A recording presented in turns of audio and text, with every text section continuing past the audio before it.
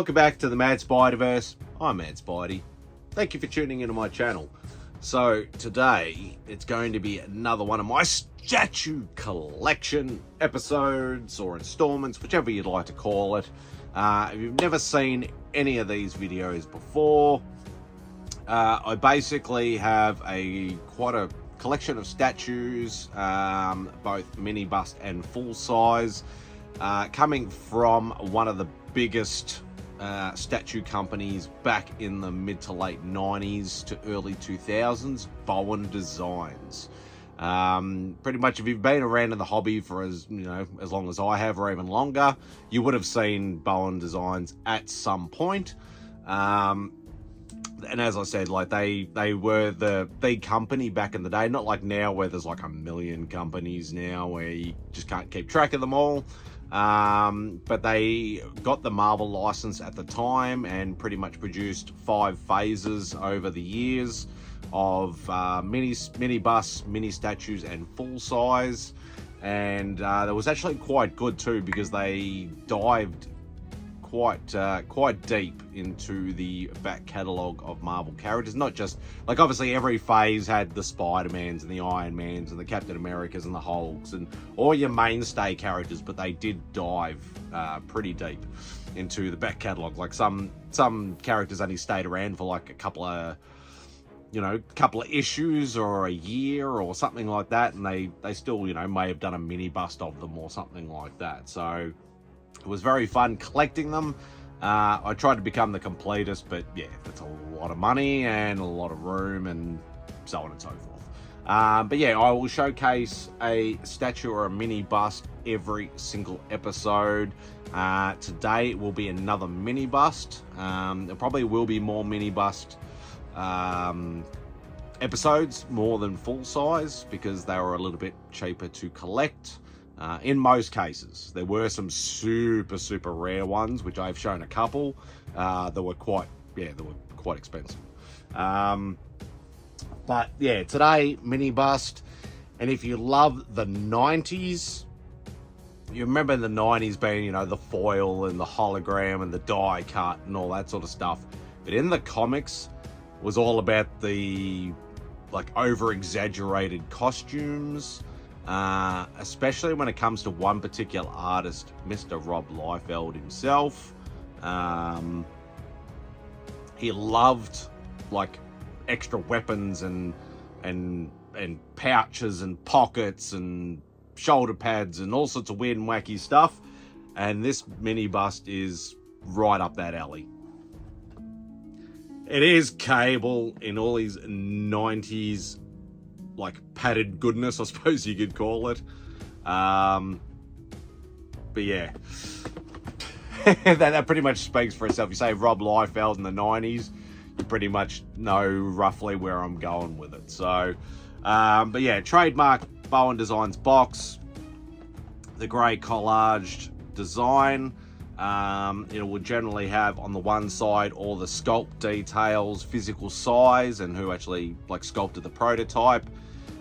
The other side, unlike the mini statues and and full size statues, the mini busts actually have a synopsis of the character. And generally what they'll do is the 2 pictures generally will be their first appearance book or something close to it. In this case, it is Cable's first appearance book, and a more recent book closer to the release of when this was actually produced. The other thing to take note of is the edition number or the edition sticker underneath. Now, 2 reasons why it will not be there. One, obviously, may got lost, which doesn't happen very often, but yeah, obviously, if it gets wet or dusty or whatever like that, it could just peel off and fall off. The other reason would be it can be an artist proof, because the artist proofs did not have the edition stickers. But this is a limited run, so for a mini bust, most of the time they would be roughly 2,000 to 3,000, right up to about a 10,000 worldwide release. This one was only 1,250, so a very small release compared to a lot of the other mini busts. But let's get into it, show you what it looks like. I've got a croaky throat, which is annoying the crapper out of me. Small word of note, which I say every time. Generally on the foam, it will either have, oh, my light flare is horrible again. It'll either have up or the Bowen Designs symbol on the actual foam. So obviously you're not picking it up and dropping it straight out. Now there's not a million pieces, it's all in one piece, which makes it a lot easier. And as the phases went on, they did get more and more detailed, especially with the Mini-Bust, because a lot of the early stuff was like no arms, the back was very plain or had like no detail whatsoever, and the bases were very, very simple. Whereas this one is quite detailed. So even looking at the base, you can see like all the bullet holes and that, as if it's sort of like the side of a granite wall or a stone wall. It has the edition number on the bottom, so this is 499 of 1250, which I've never worried about the numbers or anything like that, as long as I sort of got one. Obviously I accumulated a few artist proofs, you know, but that was just by chance most of the time. But yeah, quite a lot of detail. Like, that's a big ass gun. Obviously you have to be very careful with the headset that's there on the side of his head, because that's very, very thin and yeah, very breakable. But as you can see, like all the pads and the pouching and all that sort of stuff, is a lot of detail in that, in those pouches.